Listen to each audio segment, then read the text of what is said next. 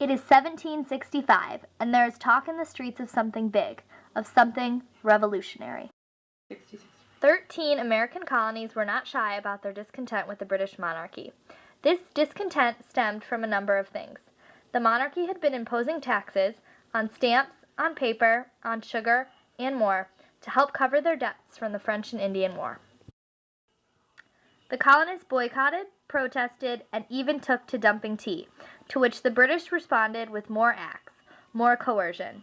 It seems like trouble is brewing, so let's take a look at the two sides involved in what is rapidly sparking an American Revolution. First up are the Patriots, also known as those colonists from the American colonies that opposed the British rule. However, not everyone who lived in the American colonies wanted to break away from the British. So, on the opposing side, here we have the Loyalists, those American colonists who remained loyal to the British monarchy during the time.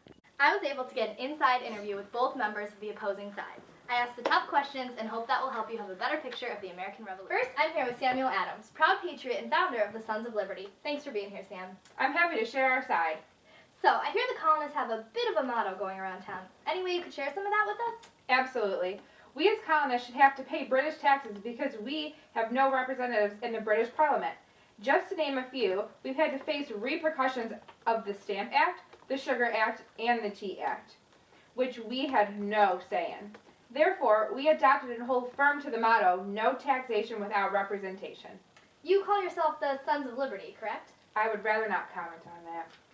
This might be a rather tense subject then, but your reputation hasn't been exactly free from spot. There have been reports of intimidation, violence, the infamous Boston Tea Party incident, which involved the dumping of over 340 chests of tea into the Boston Harbor, and less than friendly protests. Do you care to comment on that? We are only doing what we feel is morally just. We have petitioned and written to the king many times, and our words have just been ignored. If the only way to get our message across is through the less than friendly means, we are willing to fight. We have rights. Some of us even fought in the French and Indian War. We have earned our place, and we deserve our voices heard and our independence granted. So what effect is this having on all the colonies? I think the king hoped to control us, but he only strengthened our forces. For example, when Great Britain enacted the Boston Blockade in response to the Tea Party, we banded together and sent supplies to help Boston. We as colonists are more united as ever in this fight, and we will not rest until we feel our cause is finished. Thank you, Sam. You're welcome. Now, it's always better to hear both sides of a story, so I was able to obtain an interview with Loyalist and British Customs official John Malcolm. Thanks for being here, John. Absolutely. I've got time since I'm not riding in the streets or violently protesting. I'm sensing you might have some discontent with how the Patriots are handling things thus far. You could say that. Well, I do understand their objections. It would be better for everyone if they took a more peaceful approach to things.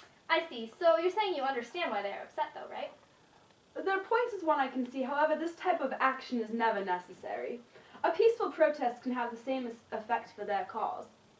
I personally have been targeted by these revolutionaries, and they're tarring and feathering individuals for no reason, and it will not solve anything. So you see their point, and even though you disagree with their form of protest, do you disagree with their beliefs? Yes. Independence of the American colonies would result in more losses than gains. We reap many economic benefits from the British trade system. In addition, a strong British Empire at the center will only benefit the masses. Without it, the colonies would be weak. Just because Britain wants some control does not mean the Patriot actions are justified. If this does not stop, an all-out war will ensue. If this does not stop, an all-out war will ensue, and that does not benefit anyone. Thank you so much for sharing your side with us.